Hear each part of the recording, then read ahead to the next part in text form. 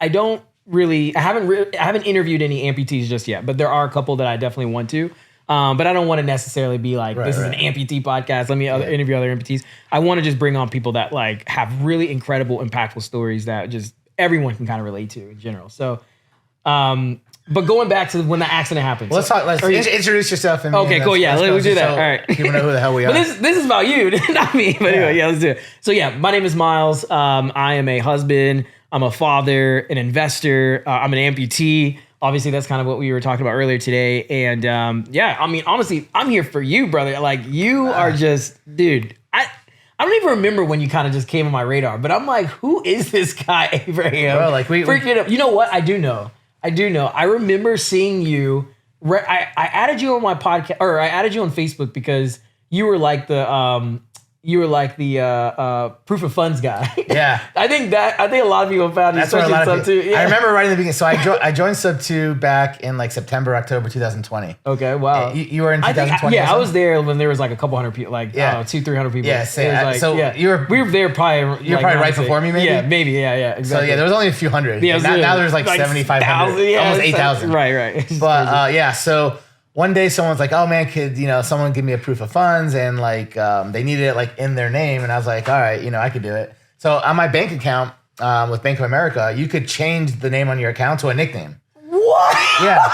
Dude, I'm thinking in my mind, I actually know that. I just put that together. I'm thinking you have a team or maybe you're like drafting up. I log into my account and then I change the name from whatever business I have and I just put your name in, and then dude, what? I'll show you. I'll do it. We'll do it. I know where. You can you can name every account a nickname. Even Chase. I have Chase. I have Big America. Dude, you could. Yeah. You just I didn't even think about that. That's all it is. But you have to have the right money in the account. Right. For it to be like to make sense. Right. And that's the key. Is like it's awesome that you always. So I always have at least $1 million in one account. That is amazing. But dude, that's hilarious. I used to keep a lot more money in the accounts, but I'm always using it now. Right. So I'm just investing. I mean, dude, absolutely. But. Yeah, so I became known as the proof of fund guy, and then that's how I found you. Yeah. But also actually right in the beginning, I started buying a lot of deals off people and stuff too. So everyone knew me as just being really active and buying. Exactly, and I bought like in Atlanta a ton of stuff, dude. Yeah. And then I started buying creative deals all over the country. Right. So just the word got out, and then which I want to get into. I want to talk about that journey. 100%. But what I always love going way back in the beginning, because that's what most people don't see. Right? Okay. They see everything up top, but they don't really know like where did all this why are you even here? Yeah. So I'm curious.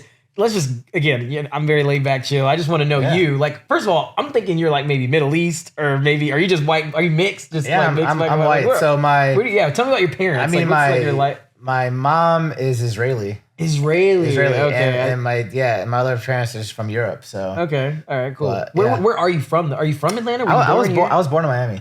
You were born in Miami. I was born in Miami in 1975. Wow. Okay. And I moved to Atlanta when I was 15. So right around 89, 90. Wow. Where'd you go to school? I graduated high school here. But what? It was Grady High School. Grady High School. Okay. Yeah. Okay. Yeah, it's close. It's in Midtown. Yeah. Because my wife and I were from Atlanta. Oh, dude. We've been. So the high school I went to was called Grady High School. Yeah. And it's been Grady High School for I don't know how many decades. Crazy long. It's an old school. Like last year or maybe 2 years ago, they changed the name because Grady was, I guess, like he was in charge of the newspaper, but he was like racist or something.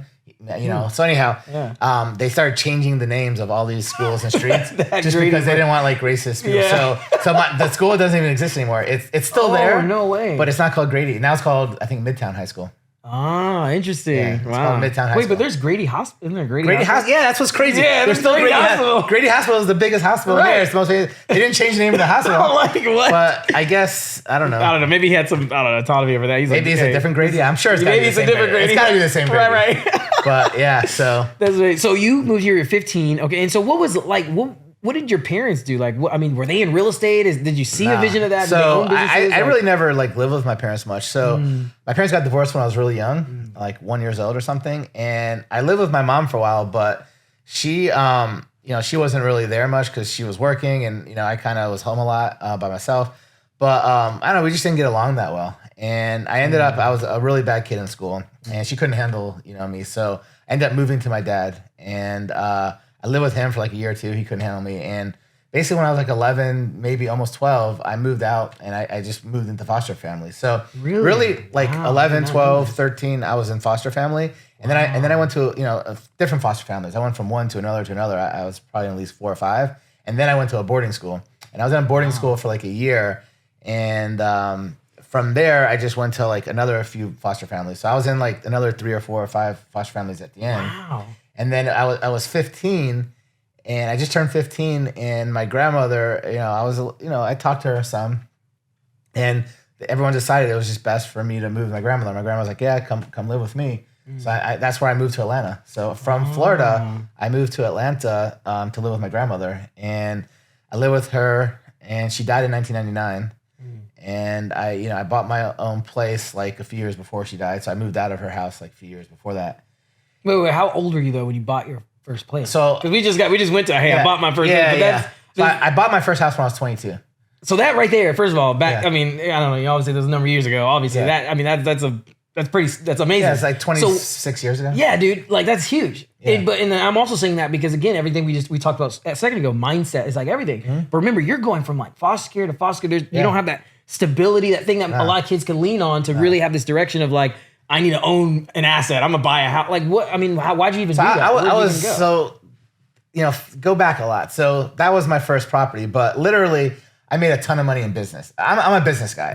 My real estate is my side thing. Yeah, I do a shit ton of real estate, but it's a side thing, literally.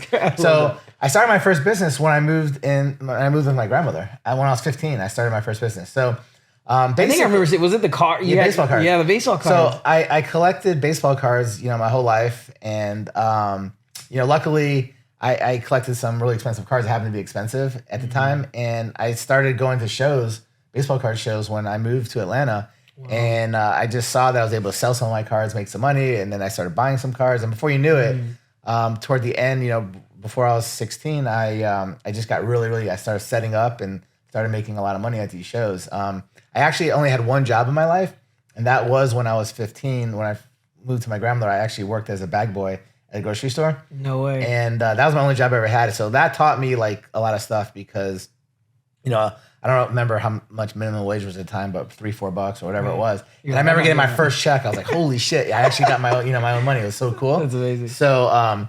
But you're like, I can't do that. I need to make my own money. Well, it was real fun. Because you were making more money with your job than working there. Did you have the business? Yeah. So I started doing both.